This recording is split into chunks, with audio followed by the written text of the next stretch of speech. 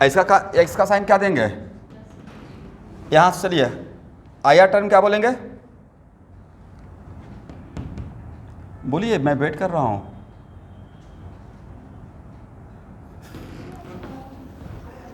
क्या समस्या है भाई, इसका -2i3 बोलेंगे, राइट। एफ से चल रहे हैं तो माइनस, ठीक है ना, -2i3। इसके लिए क्या साइन देंगे एवरीवन,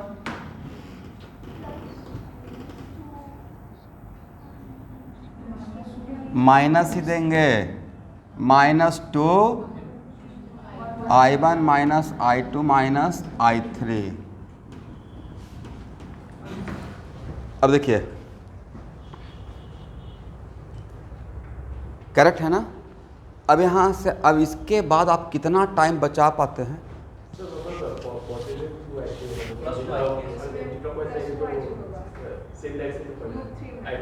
अच्छा ये तो सेम डायरेक्शन हो गया ना मूवमेंट, ओके। अरे ये अपोजिट नजर आएगा, यहाँ से चलेंगे तो ये तो प्लस रहेगा, करेक्ट। ओके स्टूडेंट, अब इन 3 इक्वेशन को सॉल्व करने के लिए आप कितना स्मार्टली काम कर पाते हैं, लेंदी नहीं करना चीज़ों को। यहाँ से I2 निकल जाएगा, I2 equal to what, 40 ampere. इस I2 का वैल्यू यहाँ पुट कर दीजिए I3, करेक्ट। अरे इस I2 और I3 का वैल्यू यहाँ पुट करिए I1।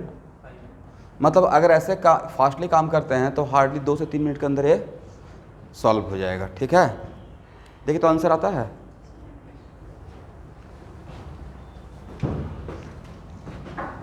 I1 equal to I1 equal to +5 ampere, I2 equal to +40 ampere और I3 इक्वल टू -15 एम्पियर।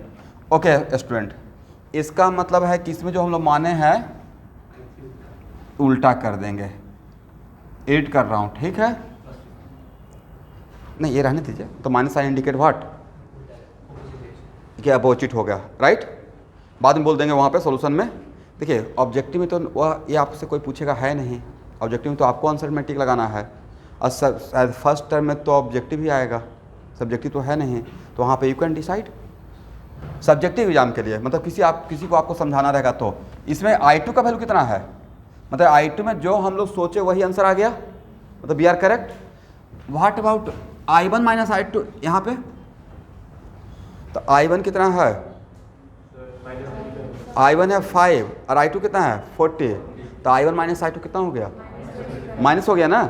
इसका मतलब इसमें करंट कैसे रहेगा, I1 -i2 ना कि I2 -i1 रहेगा, राइट। मतलब इसमें कितना रहेगा 35 एम्पियर ना, इसमें कितना रहेगा स्टूडेंट, I2 तो पॉजिटिव था 40 एम्पियर, ये 40 एम्पियर और I1 का वैल्यू कितना आया था 5 एम्पियर, ओके।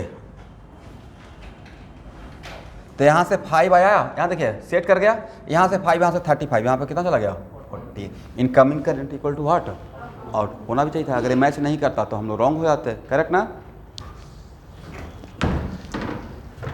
इसका मतलब अब हम लोग क्या करेंगे सर, ऑन द स्पॉट क्या कर लेना है, जंक्शन लॉ लगा लेना है।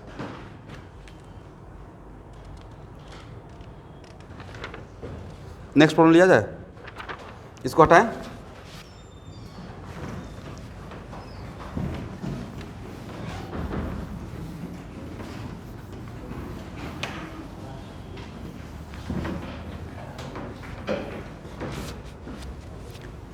आप 2 मिनट में समझिए मैं क्या बोल रहा हूँ,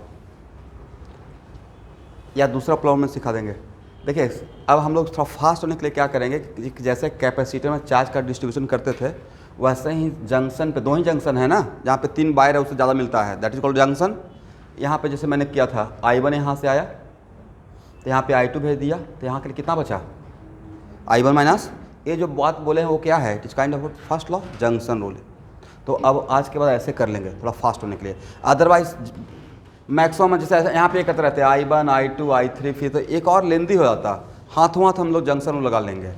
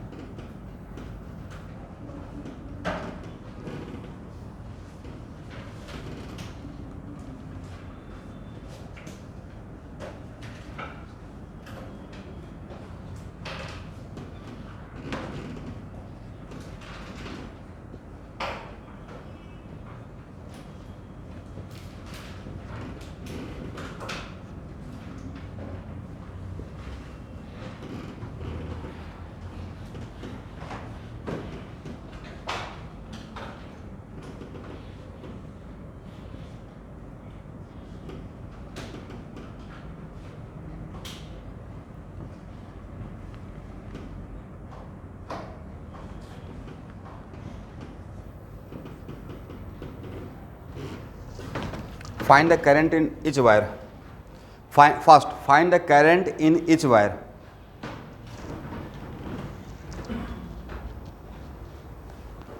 इसको हटा दें एवरीवन।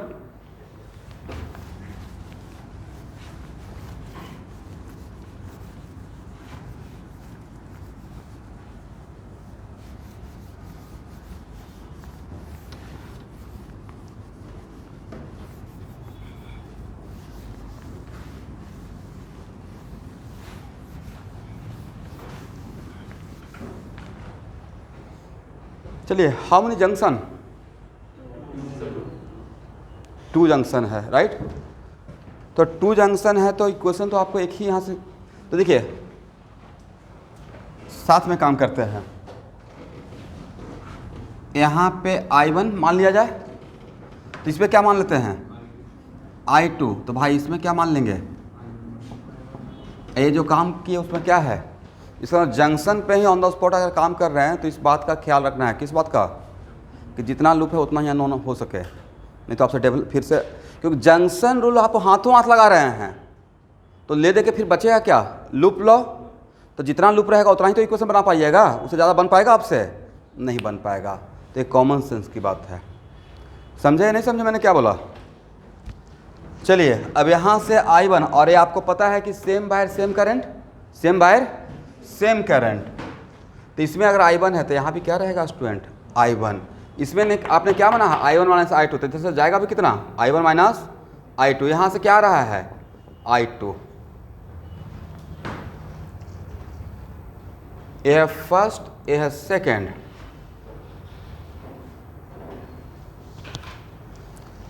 तो पहले तो find out the current in each wire and also find VE minus VV equal to what? ये भी निकालना है। क्या इसका आप लोग ट्राई करेंगे या मैं सॉल्व करूं?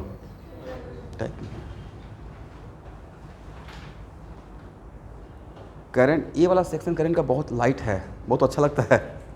ये जैसे न्यूटन्स लॉ ऑफ मोशन होता है ना, वैसे ही है, बहुत लाइट है। कैपेसिटर और इलेक्ट्रोस्टेट के बाद ये जो आता है तो मज़ा आ जाता है। ये कुछ ऐसा है कि काइनेमेटिक्स जो बहुत रेस्ट एंड मोशन बहुत हाई लेवल का चला जाते हैं, अब एकदम फटाक से फिर आता है NLM लाइट टॉपिक।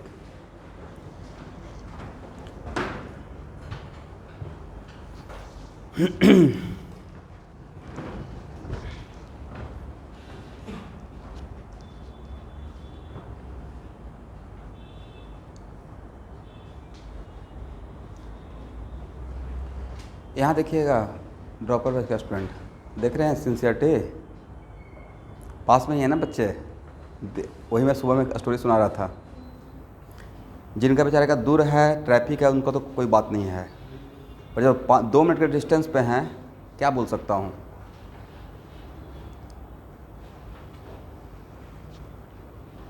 आपको नहीं लगता जितना PG में वो ऑनलाइन मोबाइल से देखे हैं क्लास, उससे ज़्यादा फार बेटर यहाँ पे है। बढ़िया से इसी क्लास में बैठ कर क्लास करते रहेंगे।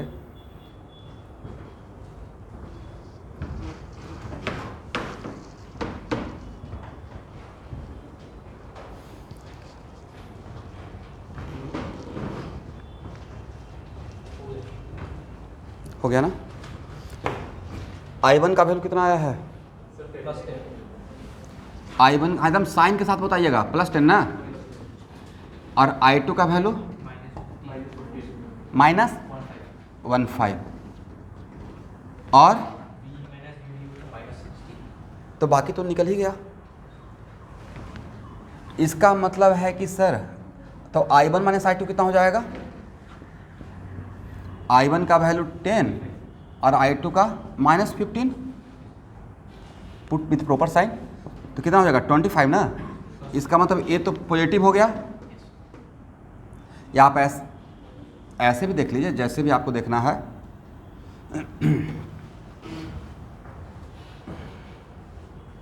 इसका मतलब I1 I2 के लिए तो हम लोग सही हो गए, राइट।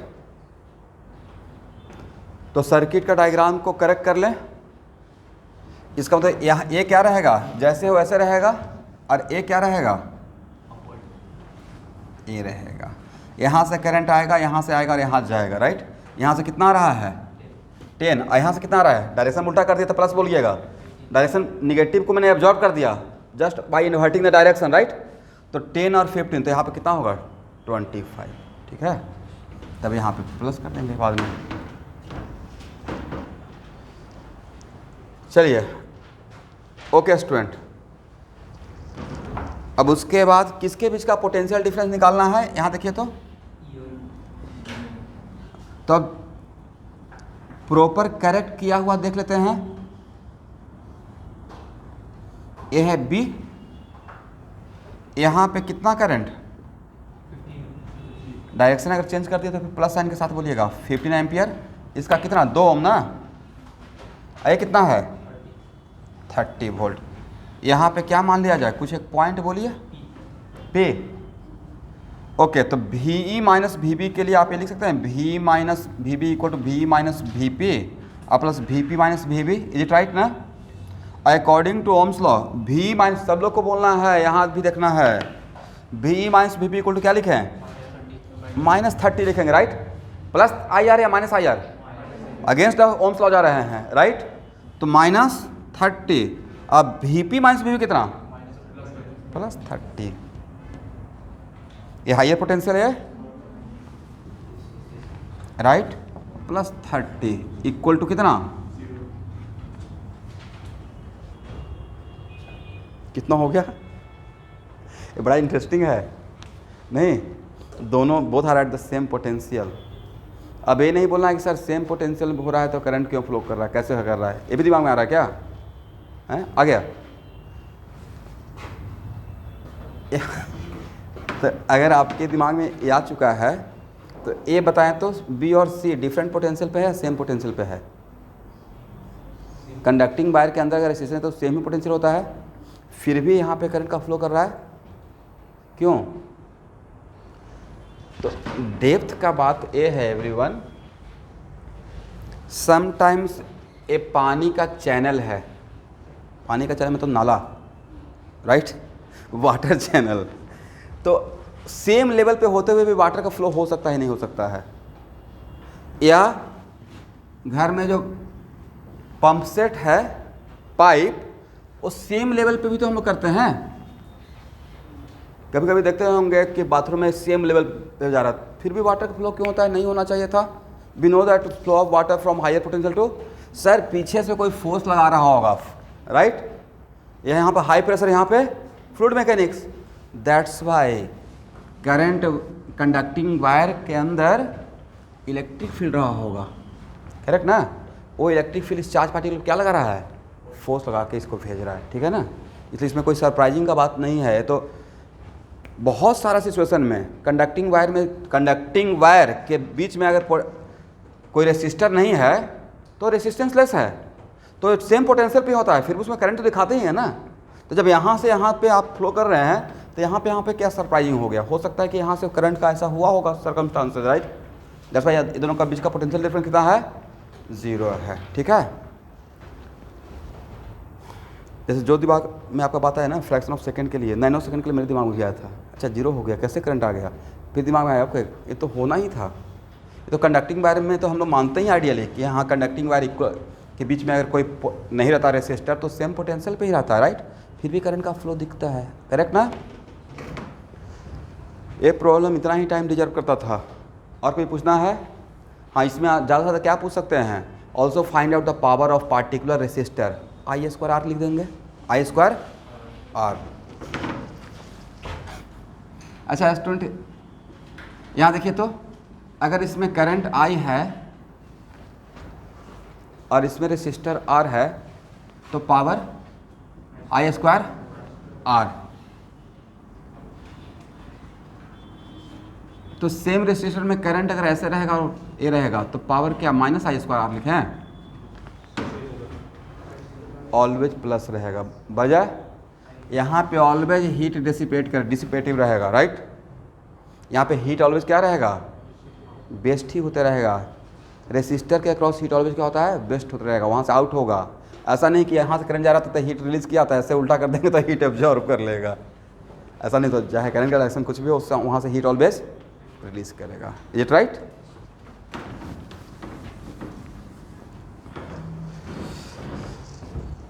पूजा के टाइम पे बहुत ट्रैफिक हो गया नहीं?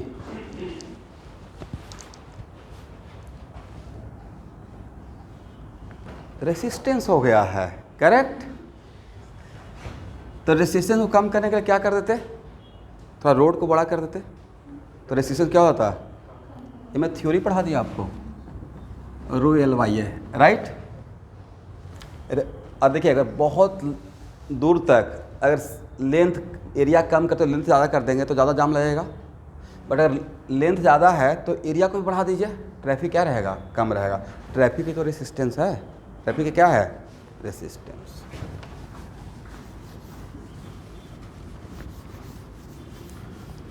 ओके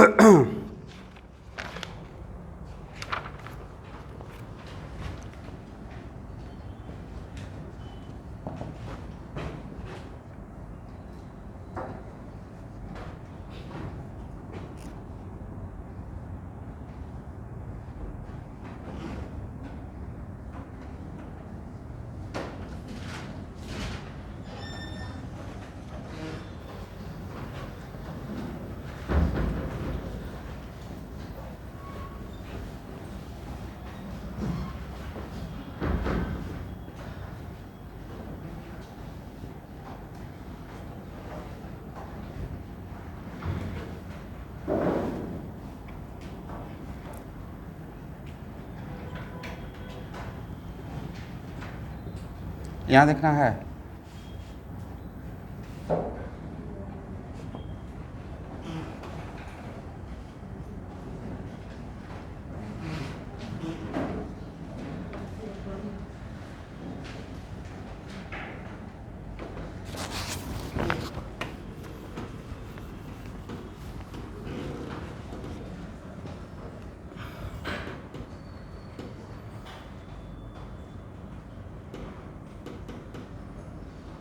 कल स्टूडेंट गलती से मार्कर ऑफिस में ही छूट गया था, ऐसा जनरली होता नहीं है।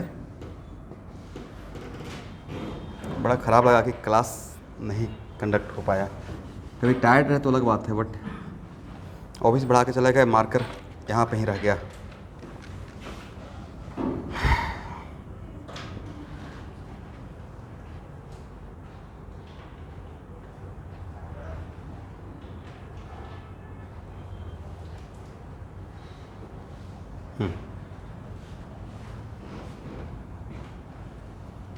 निकालना है find the potential at A, find out the potential at ए।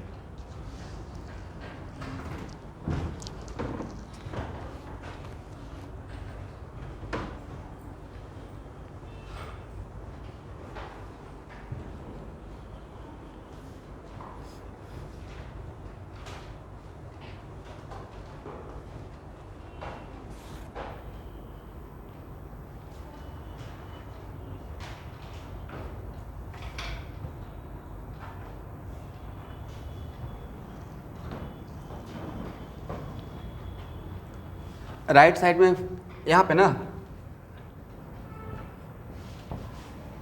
-50,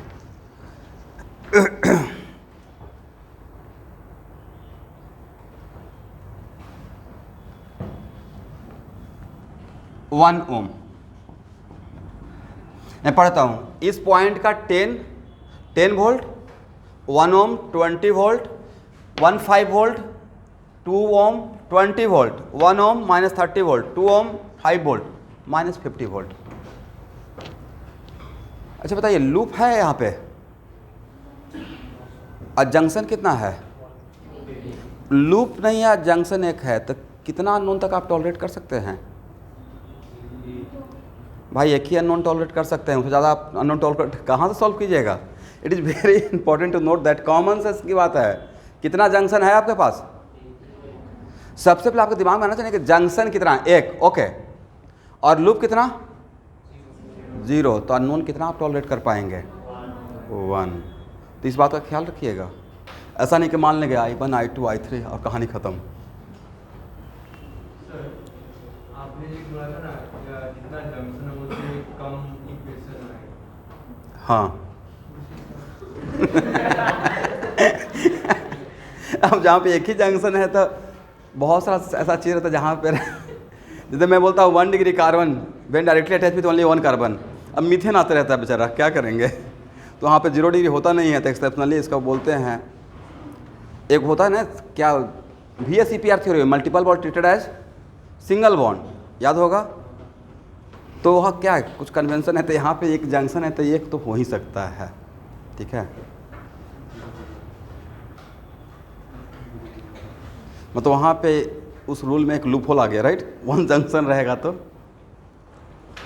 तब यहाँ पे बनाएंगे। इस क्वेश्चन के लिए एग्ज़ाम में आपको हार्डली बहुत आराम से अगर टाइम दिया जाएगा तो 1 मिनट, क्लासरूम में आप 2 मिनट ले सकते हैं, 3 मिनट।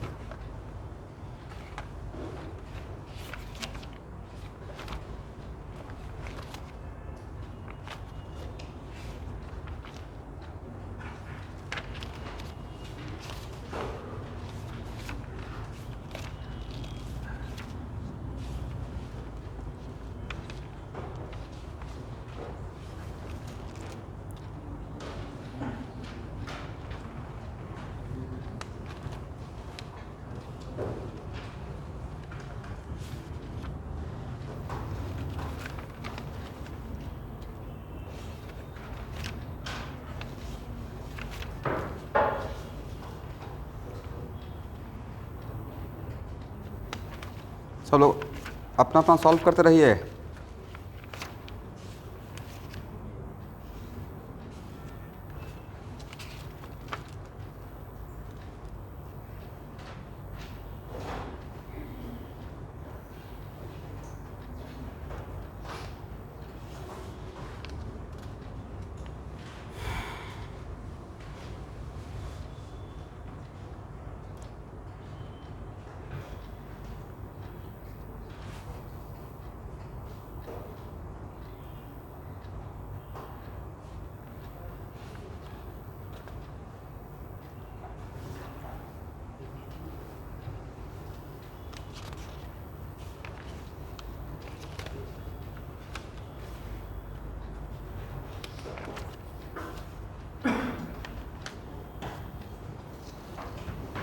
ओके एवरीवन, मैं सॉल्व करूं, बना क्या है रुद्रांग, क्यों नहीं बना भाई, थोड़ा मेहनत करना पड़ेगा, बढ़िया तो चल रहा था। लास्ट मोमेंट पे ही हिम्मत रखना है, ठीक है, डोंट लूज द टेम्परामेंट। ए का मान लेते हैं पोटेंशियल भी, मान तो सकते हैं ना, भी का जो भी साइन आएगा उसके अकॉर्डिंग देख लेंगे।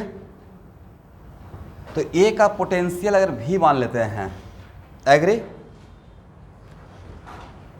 और भी को क्या मानिएगा, कुछ पता है, प्लस या माइनस कुछ भी नहीं पता है, कुछ तो हम लोग अपने अकॉर्डिंग अजम्पशन लेते चलेंगे।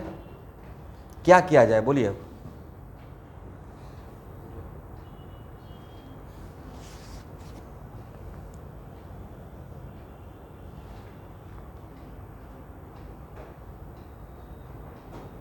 भाई कुछ तो मानना पड़ेगा।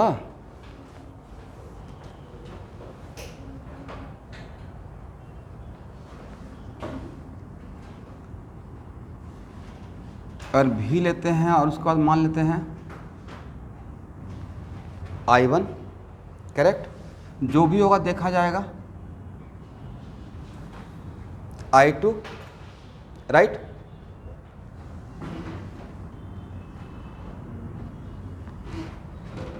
I3,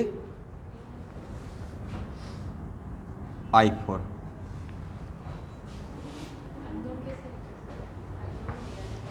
अननोन नहीं हो पाएगा, रुकिए तो सही। और यहाँ देखिए मतलब आपके दिमाग में था कि सर 4 अननोन हो गया ना, अब क्या कीजिएगा, हाउ मेनी अननोन, जो मैं माना हूँ उसके अकॉर्डिंग इसमें ए हायर ए लोअर, तभी मैं करंट का फ्लो यहाँ से यहाँ दिखाया। रेसिस्टर होते हुए यहाँ पे मैंने करंट का डायरेक्शन दिया, इसका मतलब ए हायर है ए लोअर मान कहाँ होगा, मेरे दिमाग में चल रहा होगा, कुछ तो मान ही सकते थे। अगर ये वैल्यू पॉजिटिव आ गया मतलब वी आर करेक्ट, निगेटिव आया तो उल्टा कर देंगे, निगेटिव आएगा तो क्या होगा, उल्टा कर देंगे, सब कुछ अपने हाथ में है, राइट। देखिए ऐसे ध्यान से सुनिएगा, अगर मुझसे पूछिएगा तो मुझे ये दोनों पॉइंट दिख रहा है, हाँ या ना। यहाँ देखिएगा सर आप चीज़ों को कैसे एनालाइज करेंगे, तो मैं ए पॉइंट देखूंगा, ए पॉइंट देखूंगा, राइट। ये हायर पोटेंशियल है, करंट यहाँ से यहाँ जा सकता है, एग्री। ए देखूंगा, ये देखूंगा,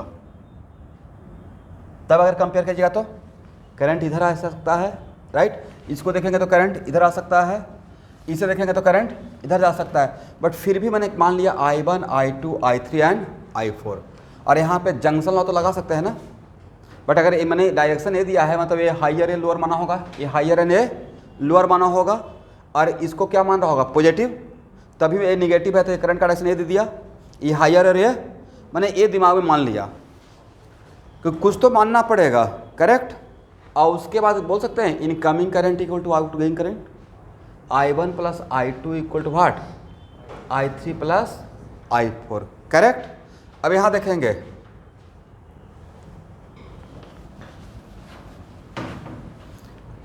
I1 इक्वल टू क्या लिखिएगा, यहाँ देखिए, यहाँ देखते हैं तो I1 इक्वल टू व्हाट, यहाँ से यहाँ तक इन्वॉल्व कर लेते हैं ना, तो इस पॉइंट का नाम कुछ दीजिए, बी सी डी ई, तो V B minus V A, it is very important to note that V B minus V A equal to what, 10 minus V equal to, बोलते रहिएगा according to Ohm's law, I1, और यहाँ से यहाँ के बीच में क्या बोलेंगे, इसके बीच में कोई एक पॉइंट मान लेते हैं, हाँ या ना। E, इसका एक शॉर्टकट तरीका बता दूंगा, F, सॉरी E तो कर लीजिए ना, F G, अच्छा E मान ही लिए थे, यहाँ पे E तो हो गया, तो यहाँ पे F और A कितना होगा, -20, तो यहाँ देखें स्टूडेंट, यहाँ से I1 निकल जाएगा किसके टर्म में, इस तरफ आएगा तो 20 plus 10 plus 20 how much, 30 minus भी, तो I1 किसके टर्म में आ गया, V के टर्म में आ गया। कहाँ से कहाँ किया हूँ, फिर से एक बार, V B minus V A, V B minus, क्या V B minus V A को ऐसे लिख सकते हैं, V B minus V F, agree ना। अब V F minus V A इतना लिख सकते हैं, नहीं लिख सकते हैं, लिख सकते हैं। According to Ohm's law V B minus V A जो मैंने माना है उसके अकॉर्डिंग क्या, आई आर, तो कितना I1 into 1, I1 into 1, I1, और this minus this equal to what, battery के क्रॉस पोटेंशियल डिफरेंस, तो negative terminal minus positive terminal कर रहे हैं, करेक्ट ना, कितना, -20, और एक कितना था एवरीवन, 10 माइनस भी 10, इसका मान क्या मान लिया, तो I1 किसके टर्म में आ गया, 30 माइनस भी, तो लग रहा था कि 4 अननोन है, but I1, I2, I3, I4 सबको मैं भी के टर्म में ले आऊँगा, ये इस तरीके से, राइट। तो लास्ट में रहेगा क्या अननोन, सिर्फ भी रहेगा, एग्री ना। वैसे ही देख लेते हैं, इस सेक्शन में आते हैं, यहाँ पे कुछ भी के बाद यहाँ पे जी मान लेते हैं, एफ के बाद जी मान लेते हैं, ध्यान से देखेंगे, V D minus V A, V D minus V A equal to कितना, 20 माइनस भी, और 20 माइनस भी को क्या लिख सकते हैं, बोले तो 2I2 minus 15, then 2I2 equal to, I2 equal to कितना I two equal to sir हो जाएगा 35 और minus V R divide by 2। Agree ना? करेक्ट। वैसे ही यहाँ देखिएगा,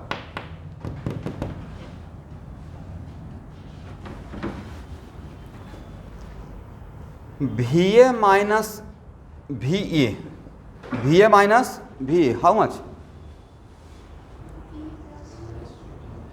we minus minus 50, V minus minus 50, direct लिखते हैं वी प्लस 50 इक्वल टू, अब वी ए माइनस वी को आप इतना नहीं सकते, यहाँ पे कोई एक नाम बोलिए, जी तो हो गया तो एस लिख लेते हैं,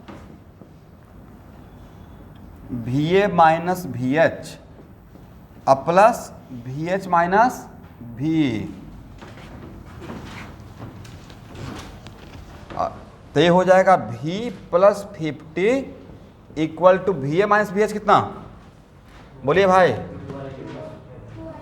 2i3 राइट, और दिस इक्वल टू आई कितना plus 5 then i3 equal to what sir, v plus 45 कर दें, 45 और डिवाइडेड बाई 2, करेक्ट ना? चलिए अब क्या बचा, i4 again V A minus V C, क्या लिखे v प्लस 30 कर दें, v प्लस 30 इक्वल टू, इसका कुछ नाम बोलिए, अच्छा एक ही है यहाँ पे i4, very good i4, correct ना? कोई बैटरी तो है नहीं, सिर्फ रेसिस्टर था, राइट? इसका तो ले लीजिए V A minus B C, तो वी माइनस 30, तब क्या हो गया v प्लस 30 i4। भाई अब आपको यहाँ देखिएगा 4 अननोन था, बट वो चारों i1 i2 i3 आप लोग किसके टर्म में कर दिए v, अब अननोन क्या रहा, और वो काम कर सकते हैं, incoming current equal to outgoing i1 plus i2 equal to i3 plus i4, इस टाइप का क्वेश्चन आ सकता है बोर्ड में, तो जल्दी से सॉल्व करके v का वैल्यू बताइए।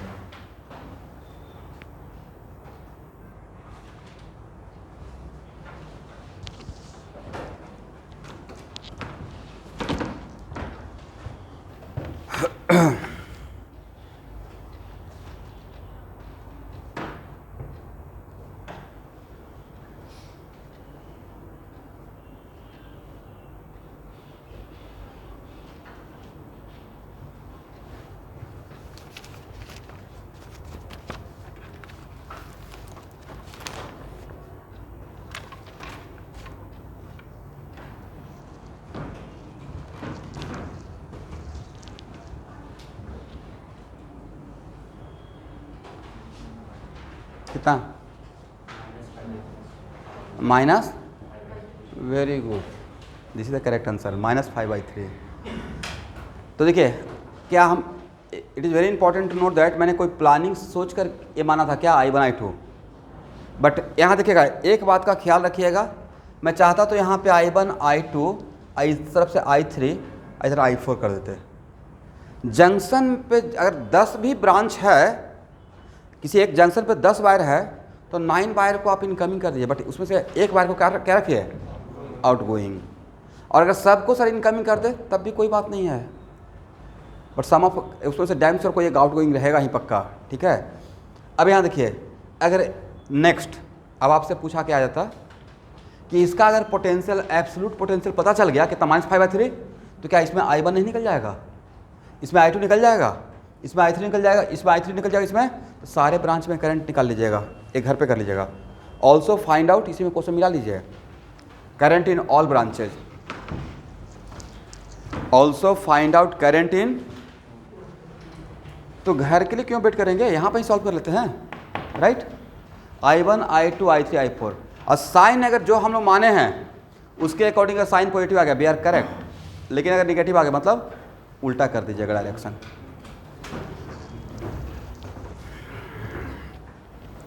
तो सम टाइम सॉल्व करने के टाइम पे मोमेंटली आपको लगेगा कि अननोन ज़्यादा आ गया, बट वहाँ पे पेशेंस रखना है कि कैसे उसको रिड्यूस किया जाए, ठीक है? क्योंकि यहाँ तो लूप लॉ लग ही नहीं सकता था, लूप है ही नहीं, तो बचा क्या, जंक्शन, और एक ही जंक्शन था, तो कितना अननोन टॉलरेट कर सकते थे, तो 4 अननोन था, बट एक चीज़ अगर मान लिए तो चारों अननोन उसकी टर्म में आ गया। क्या मान लिए? वहाँ का पोटेंशियल भी, करेक्ट ना? देखिए रागनी मिश्रा, ये डायरेक्शन मैंने कोई प्लानिंग, देखो वहाँ पे सोल्यूशन भी नहीं है, मैंने डायरेक्शन कोई प्लानिंग मान के किया था, रैंडम लिया ना। अब मैं आपको एक टास्क देता हूँ, आपको घर पे जाके खुद के कॉन्फिडेंस के लिए, इसके लिए मेरे लिए नहीं, खुद के कॉन्फिडेंस के लिए इसमें I1 I2 और इस I3 तीनों को इनकमिंग बना दीजिएगा। क्या करना है? और I4 को, और उसके बाद सॉल्व कीजिएगा। लेकिन सॉल्व ऐसे ही करना जैसे मैं सिखाया हूँ।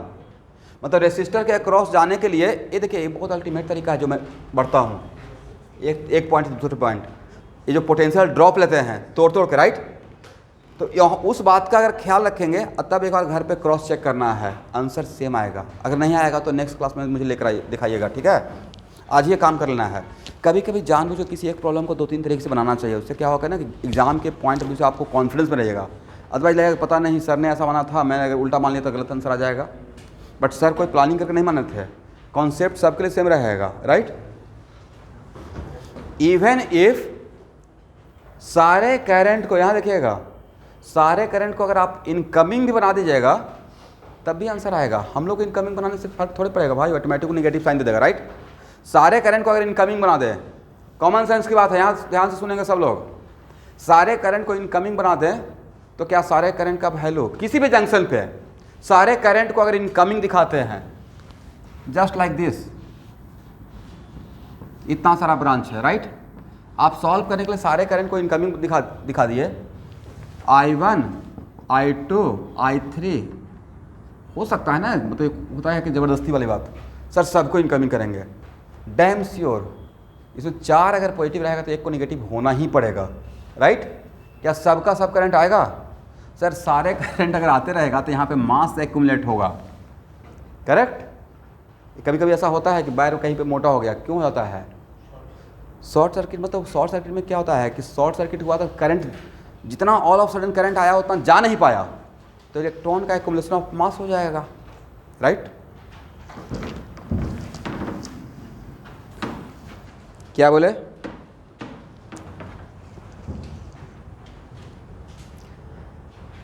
ये देखिए, ये बहुत लकीएस्ट प्रॉब्लम रहा, और सारा जो हम लोग माने हैं वो सब का सब पॉजिटिव ही हो जाएगा। बोलिए क्यों? इसका वैल्यू भाई आ गया -5/3। क्या आ गया? -5/3। तो जैसे ही इसका पोटेंशियल -5/3 है तो ये हायर ये लोअर, तो करंट का फ्लो हायर से लोअर, करेक्ट। ये हायर ये लोअर तो करंट का फ्लो हायर से लोअर। अरे क्या है, -5/3 बड़ा या -50 बड़ा? -5/3, तो हायर से लोअर, ऐसा कॉन्फिडेंस इसमें बैठ गया, राइट। और ये क्या है, हायर है लोअर। तो जो माने थे, तो भाई कभी कभी तो ऐसा होना चाहिए ना कि जो माने थे वही हो गया, तो टाइम बच गया, तो जो माने थे वही करेक्ट भी हो गया है, ठीक है।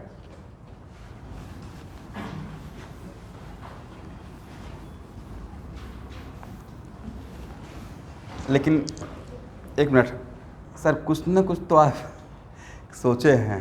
मैं एक्चुअली ऐसे देखा था। अरे इन दोनों पॉइंट के बीच में देखेंगे तो करंट का फ्लो ऐसे होना चाहिए, ये हायर ये लोअर, ऐसे देखें तो हायर और लोअर, राइट। तो इस तरीके से सोच रहे हैं, इसका मतलब है कि यहाँ से करंट है, यहाँ से करंट आएगा और इधर इधर जाना चाहिए। मैंने एक गेस किया और वो सटीक बैठ गया, नहीं भी बैठ सकता था। तो उसमें आपको मैंने बार बार बोला कि जो माना हूँ, मैंने माना है, उसका उल्टा भी आप कुछ भी मान के कर सकते हैं भाई, आंसर पर कोई फ़र्क। बस इस तरीके से सॉल्व कर लीजिएगा, इनकमिंग इक्वल टू आउट, ठीक है।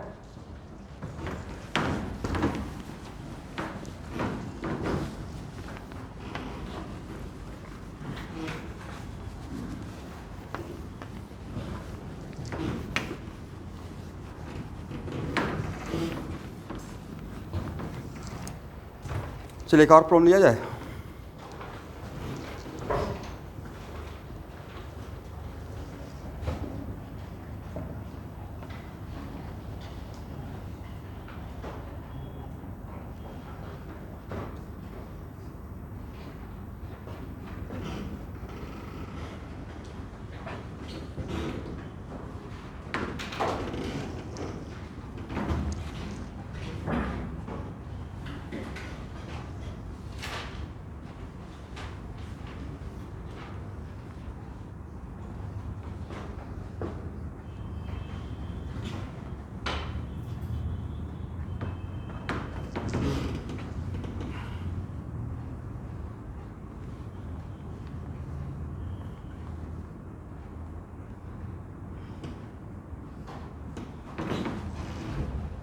यहाँ देखिए, इस सर्किट में n बैटरी है। How many battery? n का वैल्यू नहीं पता है, कुछ भी हो सकता है, करेक्ट। और इसका वैल्यू है, यहाँ देखना है E1 R1, क्या है E1 और R1। R1 क्या है? Internal resistance, right.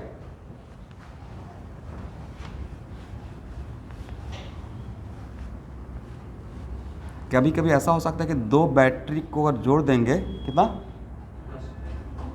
इवन एक बैटरी को भी अगर ऐसे बाहर से इस पॉइंट को मिला दीजिएगा तब भी करंट का फ्लो हो जाएगा। इवन इफ इस ए रेसिस्टेंस लेस वायर रहेगा फिर भी। सर ऐसा क्यों?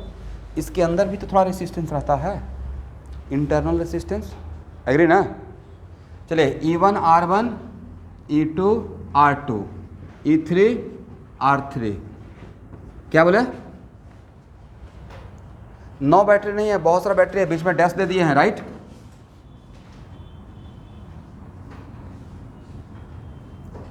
थोड़ा बैटरी है, बहुत सारा। ये nth बैटरी ये है, करेक्ट ना। E1 E2 E3 E4 R4, E5 R5, E6 R6 and so on, right. इतना सारा बैटरी है और लूप एक ही है, correct.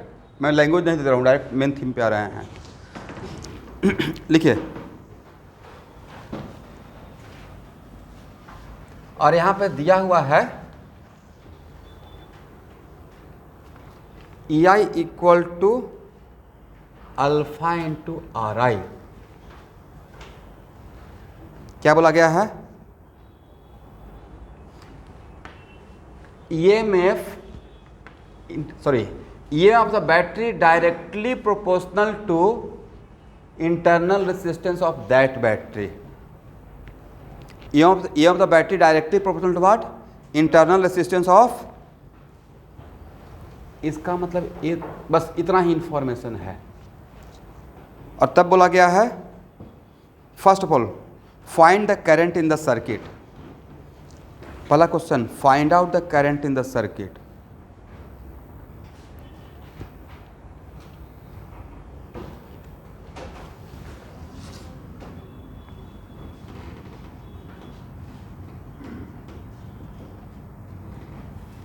A second problem, find out potential difference between A and B. Find out sir यहाँ तो पता ही नहीं है कहाँ, राइट, फिर भी निकालिए। Find out potential difference between A and B।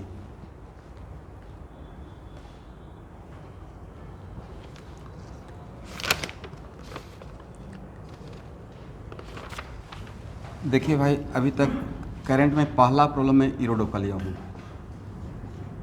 This is the first problem, solve it.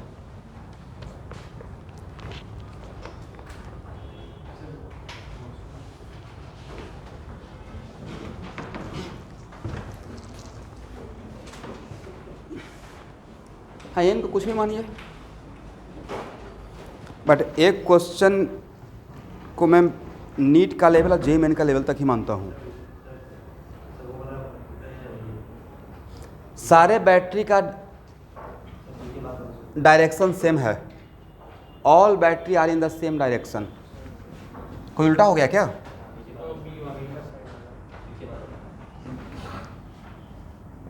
All are in the same direction, all are in the same direction.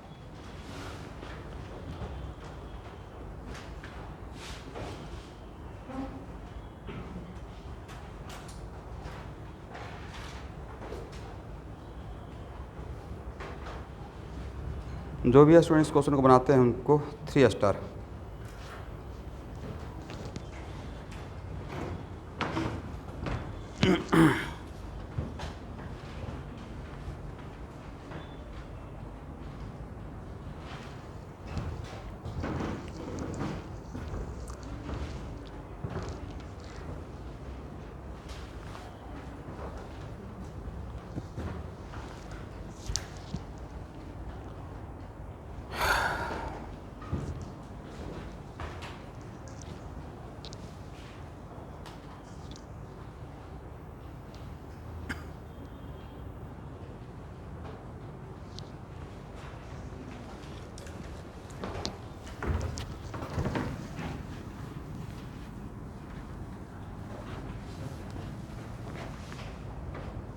Answer कितना आया? Summation E1 by summation I। Value कितना है?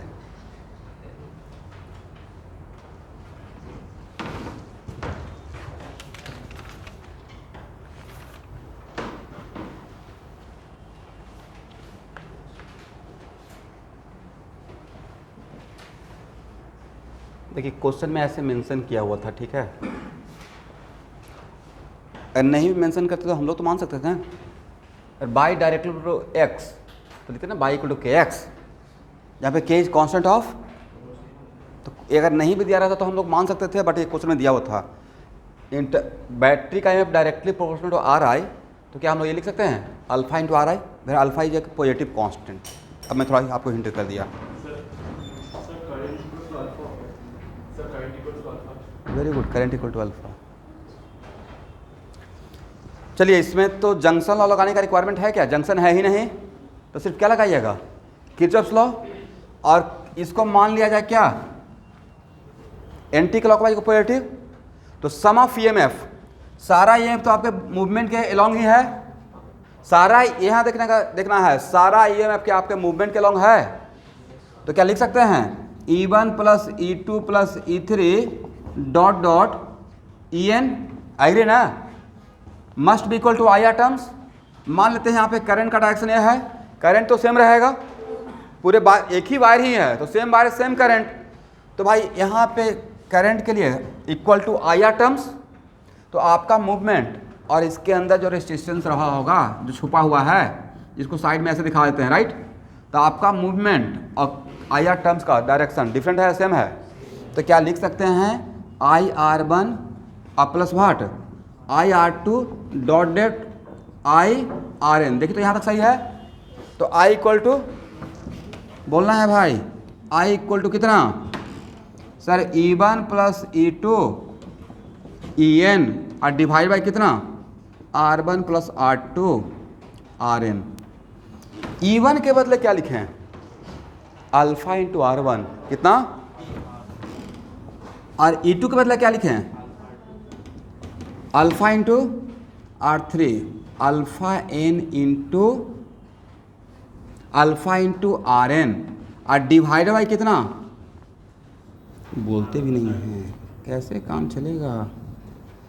इस इन ऊपर वाले term में सब में क्या टर्म कॉमन हो जाएगा अल्फा, तो नहीं था कि ऊपर नीचे कैंसिल हो जाएगा, बचेगा क्या सिर्फ अल्फा, समझ गए।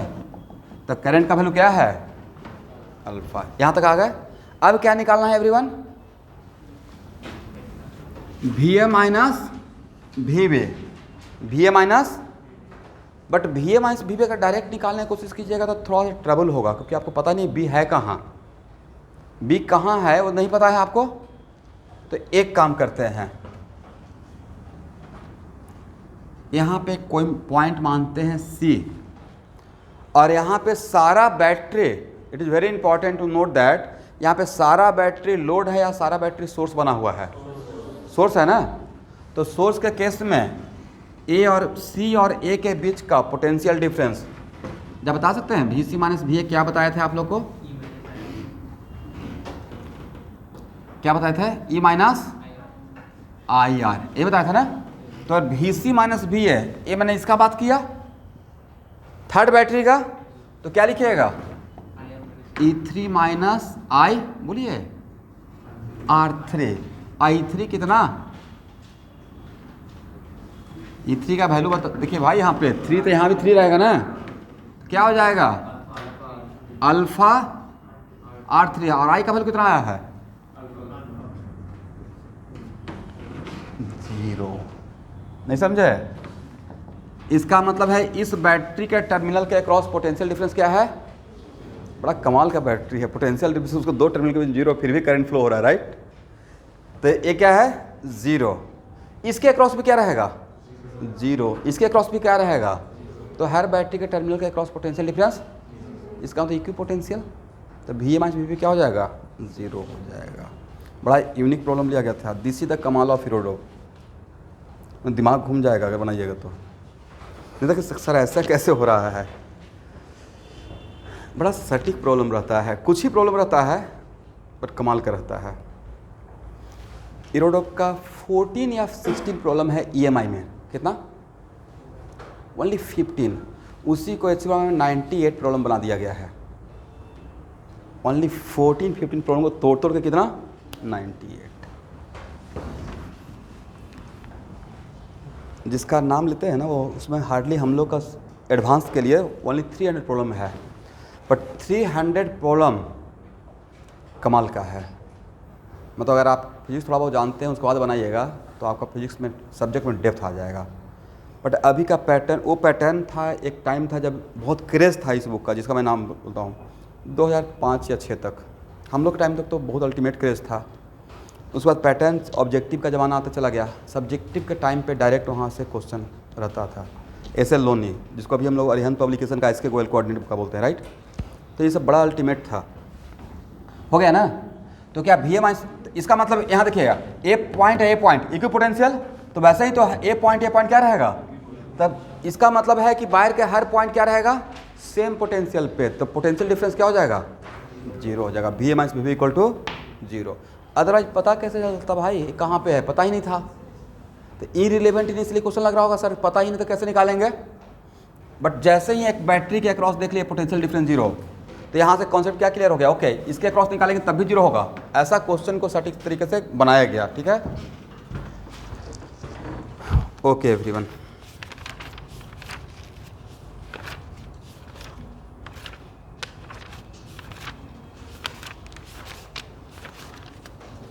एक और क्वेश्चन बनाइए, इसको हटाएं।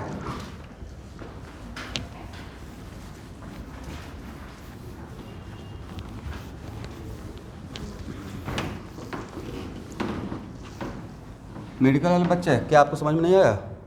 टफ तो था नहीं, ट्रिकी था, राइट। इसको लेंदी नहीं बोल सकते हैं।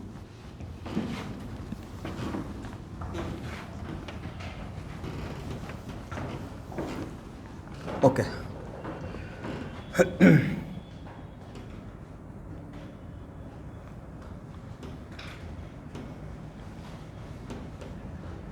डायग्राम ड्रॉ कीजिए।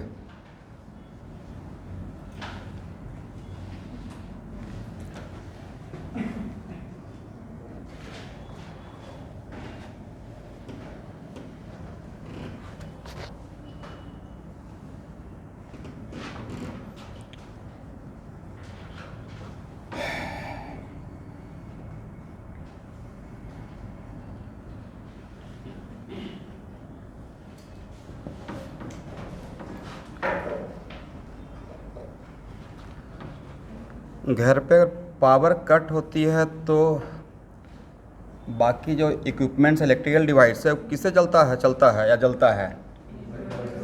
Very good. मोटा मोटी घर में कितना इन्वर्टर लगा के रखते हैं? Yes, right. और वो करंट हर जगह सप्लाई करना स्टार्ट करता है नहीं, और हर जगह पे क्या करंट एब्जॉर्ब होगा। कुछ बल्ब जलेगा तो वहाँ पे रेसिस्टर है, कोई फैन चलेगा तो भी तो एनर्जी कंज्यूम करेगा। R1 R2 यहाँ देखना है R3 R4 R5। R1 का वैल्यू है 4 ओम,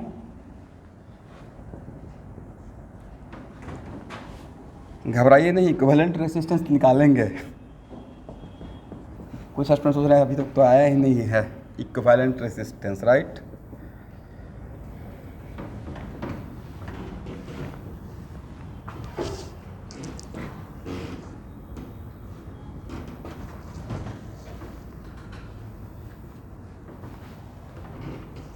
कितना बैटरी लगाए हुए हैं? करंट सप्लाई कौन करेगा? बैटरी तो करेगा। सारा करंट कौन सप्लाई करेगा? बैटरी करेगा। इतना थोड़ा सा तो 2 बैटरी रहता तो 2 मिलकर करता है, यहाँ पे तो बैटरी एक ही है और E equal to 12 volt.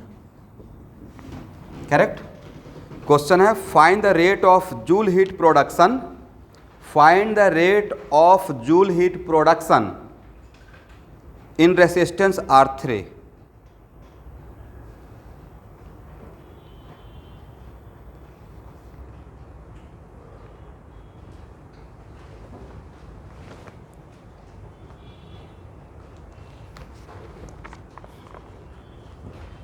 Yes, find out the rate of joule heat production in R3. Rate of what? Joule heat production. A second question, बिल्कुल फर्स्ट टाइम इस बात को बोल रहा हूं. Find the equivalent resistance between A and B. Find out equivalent resistance between A and B.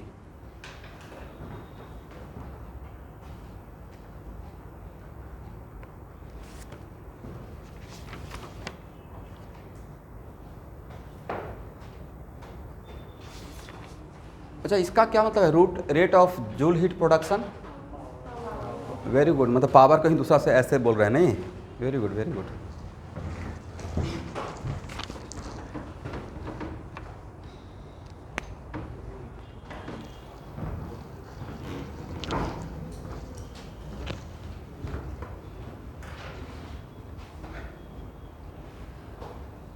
आप लोग try करेंगे या मैं सॉल्व करूं?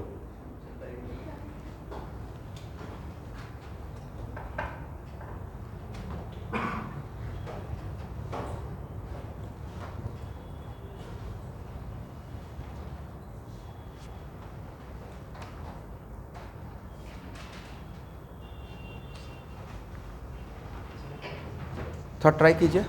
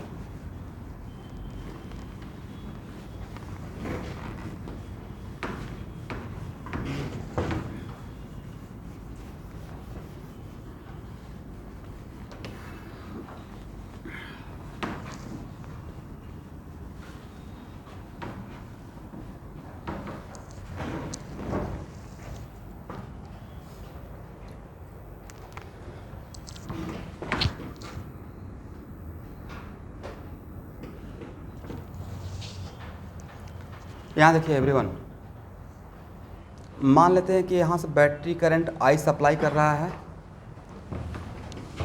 तो यहाँ मान लेते हैं I1. कितना मान लेते हैं? I1. तो इस तरफ क्या मान लें? तो ये जो काम किया कि इधर I1 तो इधर I माइनस I1, वो कौन सा लॉ आपने अप्लाई कर दिया? Junction law, right. तो इस जंक्शन का द्वारा आपको लाभ नहीं मिलेगा, करेक्ट. और यहाँ से I1 गया तो मान लेते हैं कि यहाँ पे I2, करेक्ट. तो यहाँ पे कितना? I1 minus I2. तो कितना अननोन इन्वॉल्व हो चुका अभी तक? 3. ये भी तो अननोन ही है ना. How many unknown? 3 अननोन है.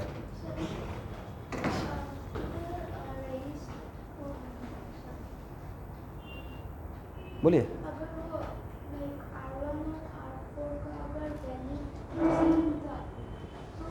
R1 और R4 का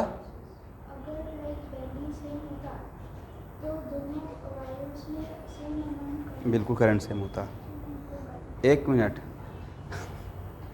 R1 और R4 में अगर का वैल्यू सेम होता फिर भी करंट इक्वल नहीं भी हो सकता है, फिर भी करंट इक्वल मे और मे नॉट। बोले ऐसा क्यों? अगर R1 और R4 का वैल्यू सेम होता और दोनों पैरेलल में होता, बोले मेरे साथ, तब करंट इक्वल डिवाइड होता, राइट? ठीक है ना?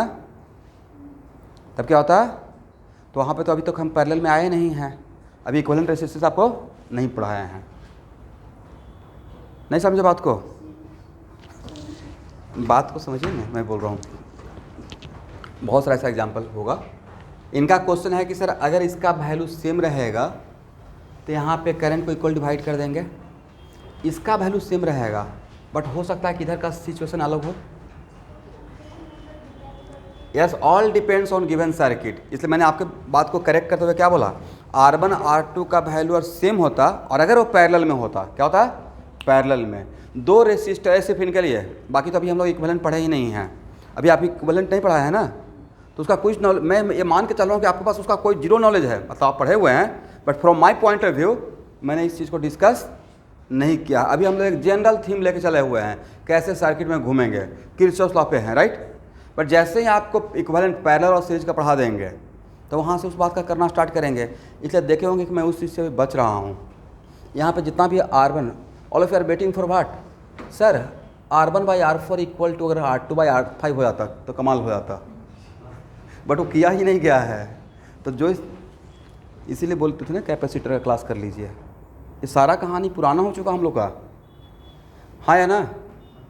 V-test1 bridge, right? तो कैपेसिटर में इस पर बहुत बात किया हूँ और उसको दो पॉइंट ऑफ व्यू से क्वेश्चन को सॉल्व किया हूँ। फॉलो कीजिए लेक्चर, बड़ा अल्टीमेट कैपेसिटर पढ़ाया हुआ है, कमाल का। जब पूरा लेक्चर फॉलो कीजिएगा ना तब समझ आएगा कैपेसिटर में हमने क्या पढ़ाया है। तो अगर लेकिन थोड़ा फास्टली फॉलो करने से काम चल जाएगा। कैपेसिटर में जो थ्योरी पढ़ाया हूँ, उसमें जो प्रॉब्लम लिया हूँ बहुत कमाल का है, तो प्लीज़ फॉलो इट। ये नहीं बोले लाइक्स एंड सब्सक्राइब, फॉलो सिर्फ करना है, राइट?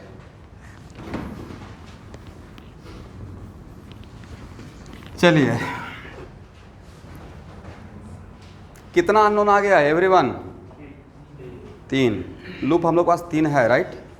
हाँ या ना? यहाँ देखिए, एक लूप तो ये है, एक लूप ए है और एक लूप ए है, एग्री? कैसे? ऐसे घूम के आ सकते हैं ना, एक लूप बना सकते हैं इसको ऐसे। It is very important to note that इस पॉइंट को यहाँ रखें या यहाँ रखें, अलग बात, एक ही बात था।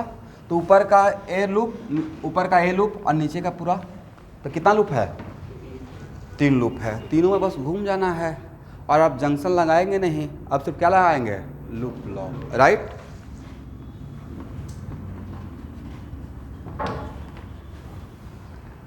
चलिए एक मिनट, इसको क्या माना जाए? Anti clockwise. एंटी क्लॉकवाइज को पॉजिटिव मान लेते हैं और कुछ नाम दिया जाए। ए पॉइंट ए हो गया, कुछ बोलिए नाम। डी, सी, डी, ई, एफ, जी, एच, इतना से तो काम चल जाएगा। तो फर्स्ट लूप में कहाँ से स्टार्ट किया जाए एवरीवन? सी से। तो सी में फर्स्ट लूप में तो कोई बैटरी है ही नहीं, बैटरी है तो zero equal to what? Battery नहीं ना है तो जीरो हो गया, राइट? और यहाँ से चल रहे हैं, यहाँ से यहाँ आ रहे हैं, क्या लिखे हैं? 1 हो गया, I माइनस I1, और उसके बाद यहाँ पे क्या लिखे हैं एवरीवन? -2 है ना, -2I2, और फिर यहाँ से यहाँ तक आएंगे कितना फास्ट? -4I1, कितना हो जाएगा? तो सर हो गया I माइनस I1, और तो -I1 -4I1 how much? -5I1 और -2I2, is it right? Okay everyone, यहाँ देखिएगा 5I1 अब plus 2i2 I equal to what I, ये हो गया। ओके, अब लूप सेकेंड में घूमे।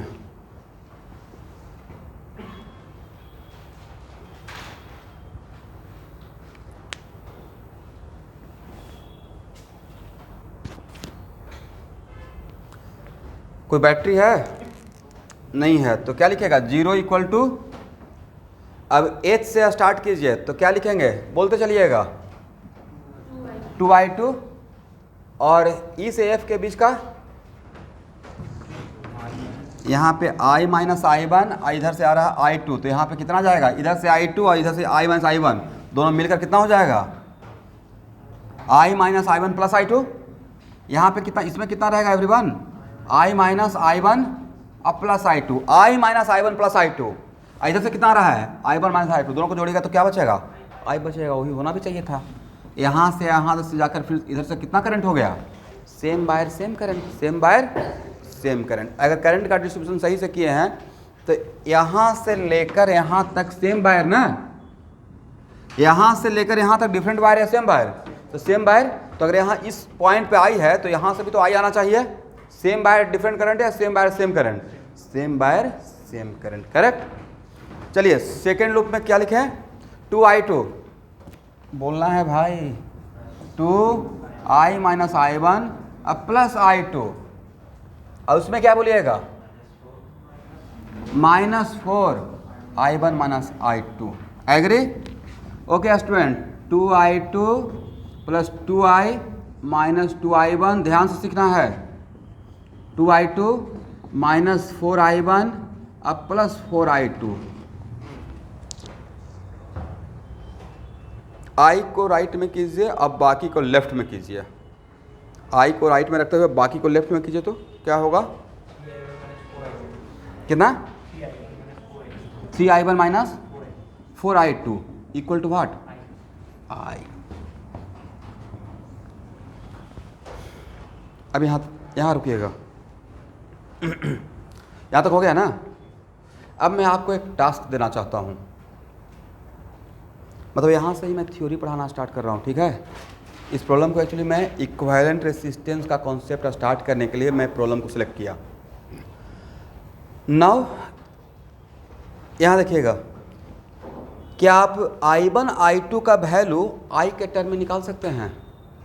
Can you find out the value of I1 और I2 in terms of I को नॉन मानते हुए? Please find out the value of I1 और I2 in terms of I। निकाल लिए हैं? बाकी लोग एक काम करें तो find out value of I1 and I2 in terms of I।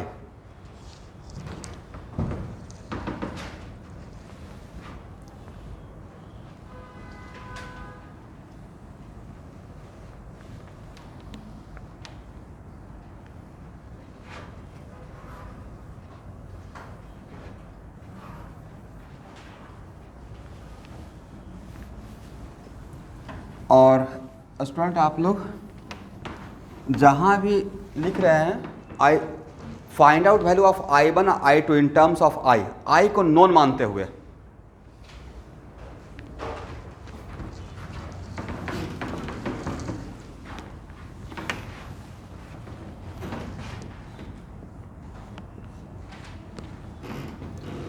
और वहाँ के बाद एक मिनट सब लोग रुक जाइए, 2 पैराग्राफ का जगह छोड़िए, 2 पैराग्राफ का जगह छोड़िए तो वो 2 पैराग्राफ है वहाँ उतना इधर भी 2 पैराग्राफ का मतलब हाफ पेज। चलिए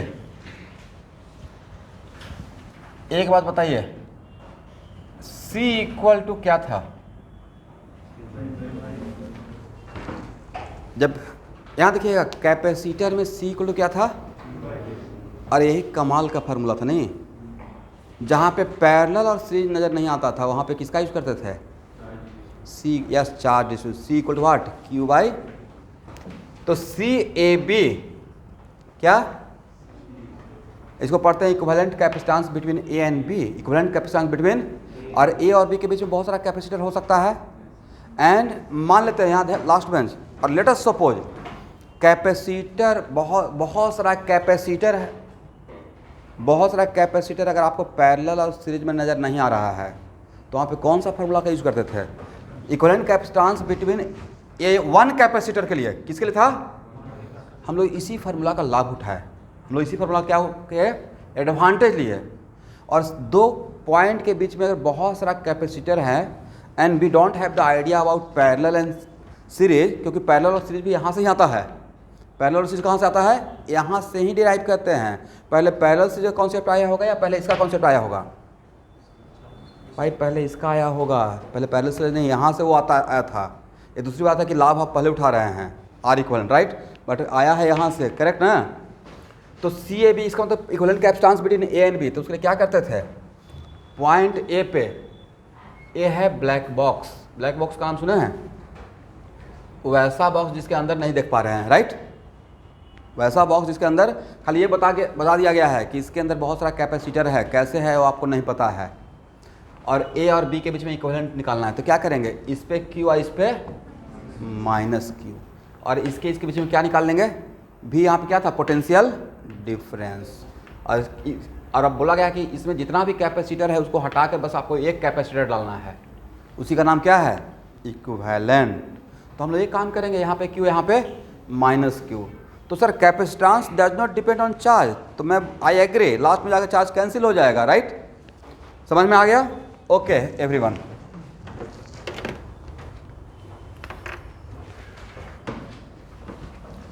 एटलीस्ट फर्स्ट टाइम सब्जेक्ट को समझिए, ऐसा नहीं कि सब लोग वही काम कर रहे हैं तो आप भी वही काम कर रहे हैं। कभी ना कभी आपको आराम से एटलीस्ट एक बार तो सब्जेक्ट को समझना पड़ेगा, तभी सारे क्वेश्चन डील हो सकता है। अब 100% कुछ नहीं होता है, बट इस मेडिकल का बच्चे का सबसे बड़ा ईगो का प्रॉब्लम क्या होता है? उनको लगता है बायो बहुत अच्छा है, बड़ा एटीट्यूड में रहते हैं, बायो अच्छा, आई एग्री, बट भाई अच्छा का मतलब कम 90 में से 75 का तो मार्क्स लाइए, हंसते खेलते सिलेक्शन हो जाएगा, बन गए कल के डेट में डॉक्टर, राइट? बट 75 का तो आपको कैलिबर होने के लिए बहुत मेहनत करना पड़ेगा, मतलब 500-600 प्रॉब्लम देखना पड़ेगा हर जगह से, तो उतना आपको काम करना पड़ेगा। अब उस समय आप all of you are very smart, आपको स्कूल के साथ कैसे बैलेंस करना है जानबूझ के ऐसे यहाँ पे तो बोल ही नहीं सकता हूँ क्या क्या करना है, बट उसमें आप कैसे मैनेज करते हैं ये देख लीजिएगा। CBSE बोर्ड या कोई भी है, चाहे NCERT, भाई इसमें बहुत सारा चीज़ को ऐसे कट कॉपी कर दिया गया है कि बच्चा को और छोर पता नहीं चलता कि सब्जेक्ट कहाँ से स्टार्ट करना है, कैसे लेके चलना है, राइट? यूट्यूब पे देखिएगा ना, कितना लोग बोलते रहेगा NCERT पढ़ो हो जाएगा, NCERT पढ़ो, ऑर्गेनिक हो पाएगा, फिजिकल सही से हो पाएगा क्या? सिस्टमैटिक है, मोलरिटी हाफ पेज में है, रेजोनेंस एक पैराग्राफ में है, मतलब वो खुद के लिए क्या किए हैं? ब्रांडेड कोचिंग में गए हैं, पढ़ के आए हैं, और जब टॉप कर गए तो चीज़ों को डाइवर्ट कर रहे हैं। सही प्रोजेक्शन देना चाहिए, आप जो फील करते हैं ग्राउंड रियलिटी से वाकिफ करवाओ। हाँ, कुछ लोग का जो है वो एकदम सही बात बोलता है, हाँ भाई इतना सर्टेन बुक्स, HC वर्मा बनाओ, सब लोग नाम लेगा HC वर्मा का, राइट? कॉन्सेप्ट ऑफ फिजिक्स, अरे IIT करना है तो उससे स्टार्ट करो, कम से कम अल्टीमेट है, फाउंडेशन पहले क्लियर हो जाएगा। बेसिक बातें, बेसिक का लोग बेसिक जब मैं बोलता हूँ ना तो लोगों को लगता है अच्छा आसान बात बोल रहे होंगे। बेसिक मतलब फाउंडेशन, फाउंडेशन मतलब डेप्थ नॉलेज, एकदम क्रिस्टल क्लियर, ये नहीं कि ऊपर ऊपर। बेसिक का मतलब क्या? फाउंडेशन क्लियर की एकदम स्ट्रॉन्ग होना चाहिए। चलिए अब यहाँ किनको किनको ओम्स लॉ होता है जरा बताइए तो। एक रेसिस्टर है, राइट, और ए है ए है B, according to Ohm's law क्या? VA minus VB equal to what? Very good, IR। देखिए हम लोग इसका कितना बड़ा एडवांटेज उठाने वाले हैं, right? Then R equal to VA minus VB by I, यहाँ तक लिखिए, यही है ना, V equal to I R, V equal to, तो पहले वाला प्रॉब्लम बनाएंगे, कम बैक करेंगे, इसलिए तो 2 पैराग्राफ छोड़ दिए। तो यहाँ पे जो हम लोग मेहनत कर रहे हैं ना उसका वहाँ पे लाभ लेंगे, ठीक है। तो यहाँ पे भी ये जानते हैं ना, VA माइनस VB अगर equal to I R, then R equal to क्या लिखिएगा, VA minus VB by I. Okay, यहाँ तक आ गए।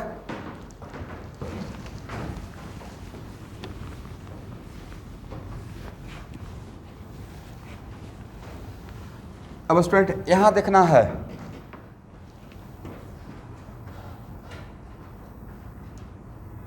यहाँ से ही क्या लिख सकते हैं, RAB, मतलब equivalent resistance between A and B, equivalent resistance between what, A and B equal to, यहाँ पे एक रेसिस्टर है तो ठीक है, बट इक्विवेलेंट रेसिस्टेंस का मतलब कितना रेसिस्टर, उन सारे के बदले एक।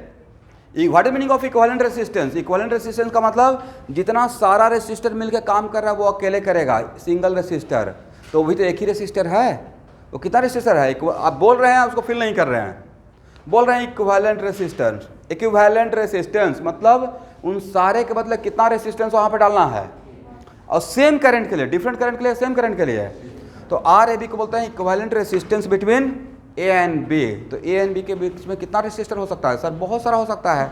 अब उसमें उसके पीछे बैटरी नहीं लेंगे, राइट। तो इक्वल टू क्या करेंगे, तो सर सेम फार्मूला जो सिंगल रेसिस्टर के लिए रहेगा, जो सिंगल रेसिस्टेंस के लिए रहेगा वही तो इसके लिए भी रहेगा। तो क्या करेंगे, अगर 2 पॉइंट के बीच में अगर बहुत सारा रेसिस्टर है और आपको बिल्कुल भी आइडिया नहीं है कि वो पैरेलल में है या सीरीज में है, आपको नहीं आइडिया है कि पैरेलल में है या सीरीज में है, तो उस केस में हम लोग क्या करेंगे कि पॉइंट A से करंट को इन कराएंगे और आउट कहाँ से करेंगे, B से, जिसके बीच में आपको इक्विवेलेंट निकालना रहेगा। जिस 2 पॉइंट के बीच में निकालना रहेगा वहाँ से I से इन करेंगे, अब एक पॉइंट से इन कराएंगे और दूसरे पॉइंट से जिस 2 के बीच में निकालना रहेगा, एग्री, और divided by I। For example के तौर पे मान लीजिए,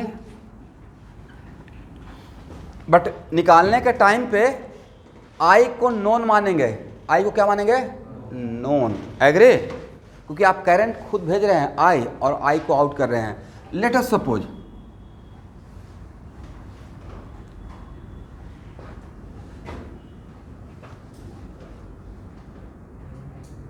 यहाँ देखेंगे,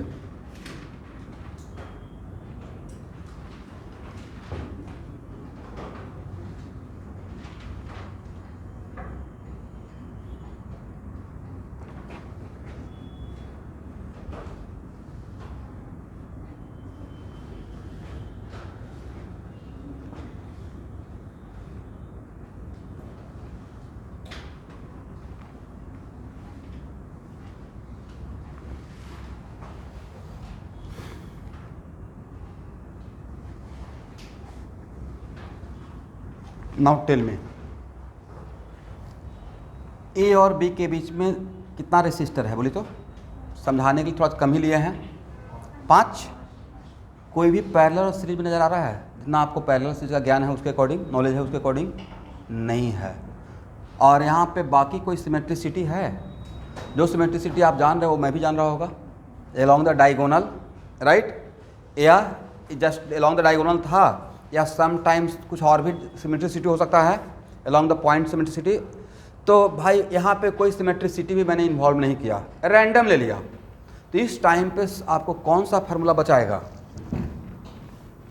दिस वन, इसको याद रखिएगा। जहाँ पे पैरेलल, सीरीज और किसी भी टाइप का सिमेट्रिसिटी नहीं दिखेगा वहाँ पे कौन सा, ओम्स लॉ का फार्मूला, करेक्ट।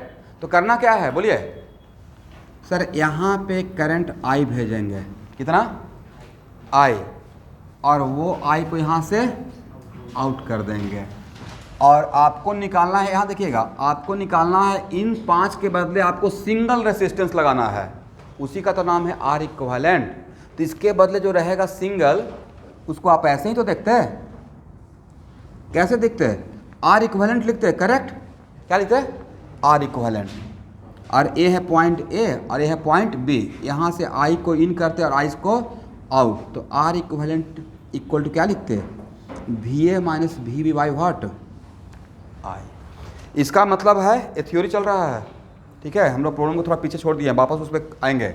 इसका मतलब है कि मतलब हेडिंग बना दीजिएगा यहाँ पे, जो हेडिंग चल रहा है यहाँ से ही हेडिंग बनाना स्टार्ट कीजिए। हेडिंग क्या है, equivalent resistance.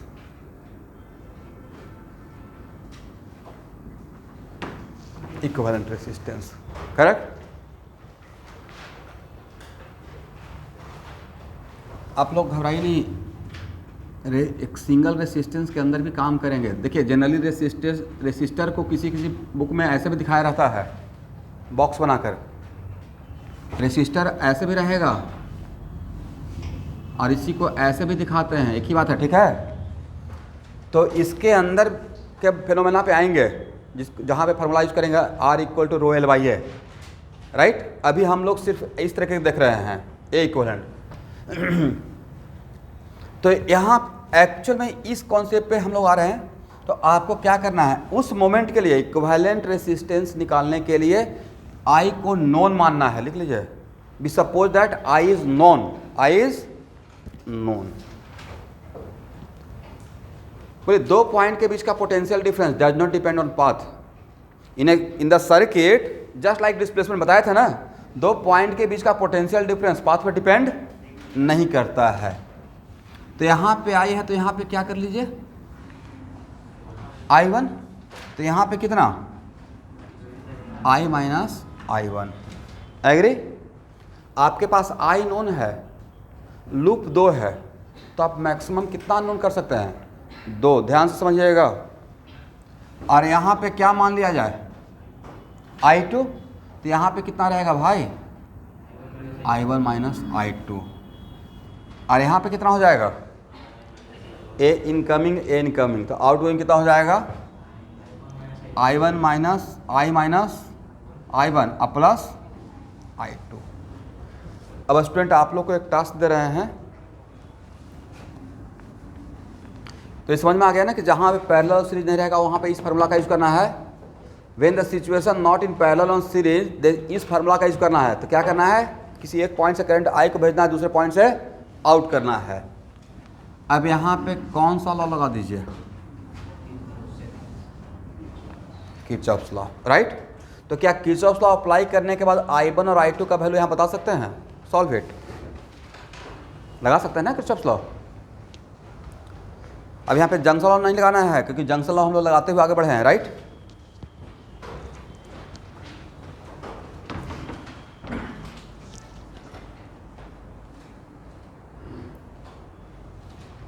Apply the Kirchhoff's law in first and second and find out the value of I1, I2 in terms of I को नोन मानना है और I1, I2 को अननोन मानना है।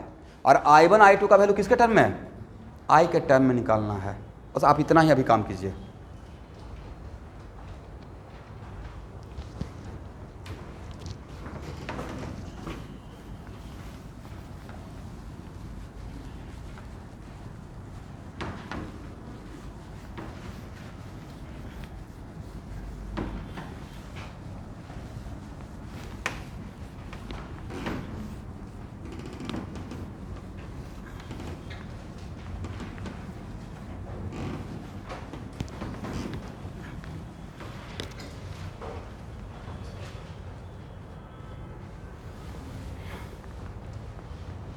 आप लोग सॉल्व कर पाएंगे, मुझे सॉल्व करना पड़ेगा, हो जाएगा ना।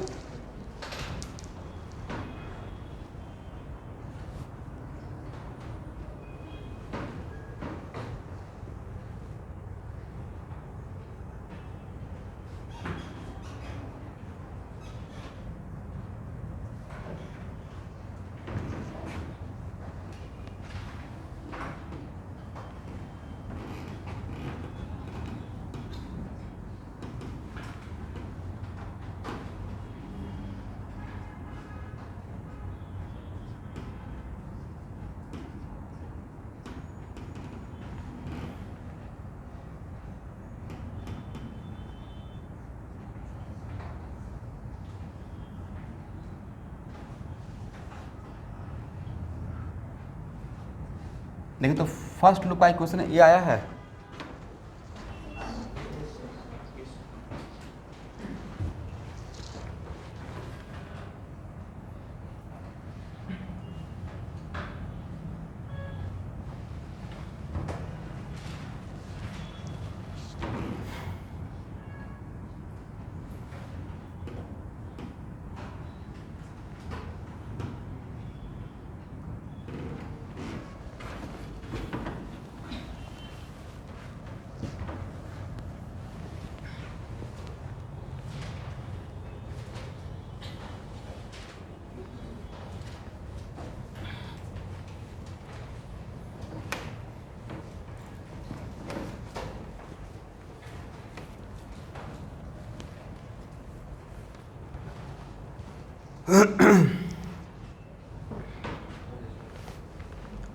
लूप सेकंड में एक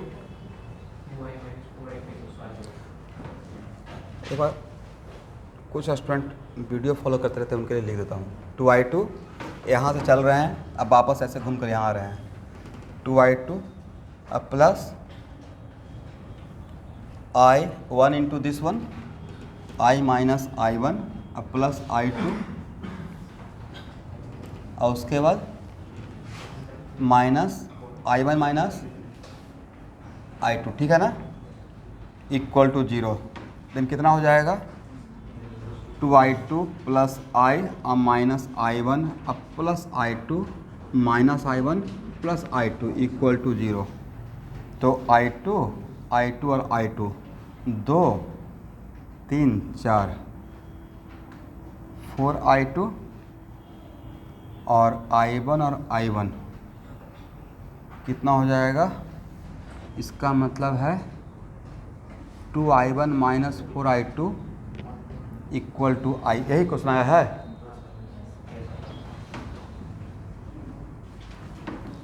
अब फ्रॉम और i को क्या मानना था, known.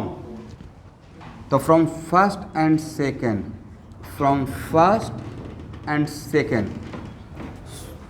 Find the value of i1 and i2। हो गया है।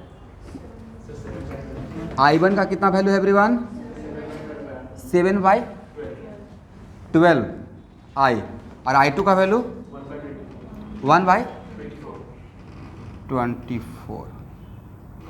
देखिए यहाँ पे i1 i2 का वैल्यू में कोई पॉजिटिव नेगेटिव में भी आ सकता है, जैसे रहेगा वैसे ही लेके आगे बढ़ जाएंगे।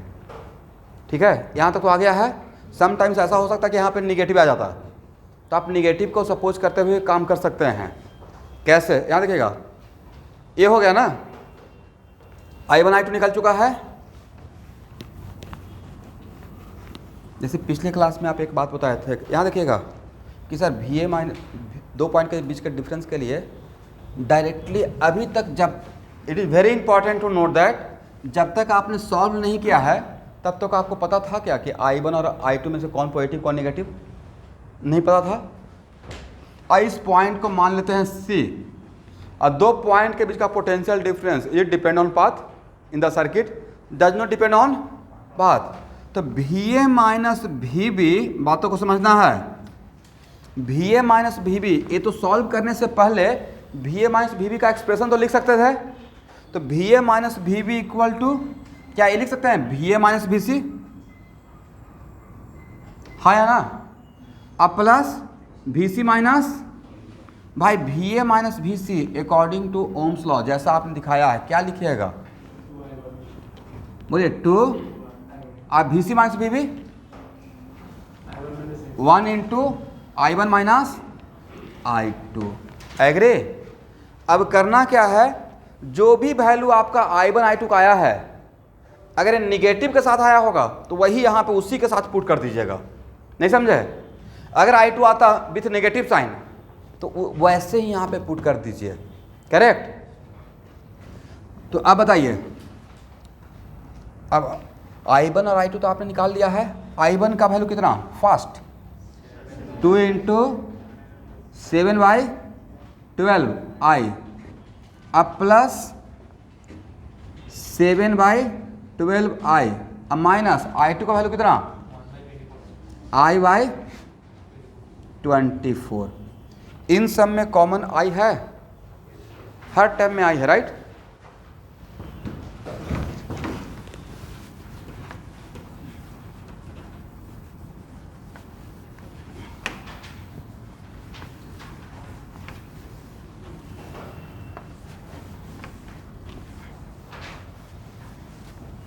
चलिए R A B equal to कितना, V A minus V B by what, I. अब V A minus V B आपके पास है, यहाँ देखिए सब में आई को कॉमन बाहर निकाल लें, कितना बचेगा एवरीवन, बोलिए भाई 14/12 राइट, 14/12 और इसका 7/12 अब माइनस 1/24 और डिवाइडेड बाई आई, आई और आई अब लास्ट में क्या हो जाएगा, कैंसिल हो गया, करेक्ट। और ओवरऑल वैल्यू बचा कितना, सबका एलसीएम कितना है 24 ना, तो कितना हो जाएगा 28, एक कितना हो जाएगा एवरीवन 14, आई कितना हो जाएगा 1 और 28 प्लस 14 42 ना, अब 42 में से 1 माइनस चला गया, 41/24 ohm, this is your answer right. क्योंकि आपने जो निकाला वो क्या था, आर ए बी था, ठीक है। अदरवाइज आपके पास और कोई बेहतर उपाय इससे अलग, जहाँ पैरेलल सीरीज नहीं तो आपके पास कोई उपाय नहीं है, यही काम करना है, ठीक है। तो आप समझ में आ गया, इसका मतलब this one is more and more generalise. Parallel series तो स्पेशल केस है ना, पैरेलल सीरीज स्पेशल केस है, this one is more and more generalise, जहाँ पे पैरेलल और सीरीज या व्हीटस्टोन ब्रिज, कौन सा व्हीटस्टोन, या सिमेट्रिसिटी डायगोनल, ये सब कुछ नज़र नहीं आएगा तो आप प्लीज़ ऐसे सॉल्व कीजिएगा, करेक्ट। एक पॉइंट से करंट को इन कराना है और दूसरे पॉइंट से करंट को आउट कराना है, और इसको नोन मानकर बाकी का क्या मान लीजिएगा, अननोन। और फिर क्या करना है, इन दोनों पॉइंट के बीच का पोटेंशियल डिफरेंस, लास्ट में डैम श्योर आई कैंसिल हो जाएगा, ठीक है। तो ये है बनाने का तरीका। अब ओरिजिनल प्रॉब्लम पे आ जाते हैं, अब पीछे दो जहाँ पे 2 पैराग्राफ छोड़े थे इसको हटाएं।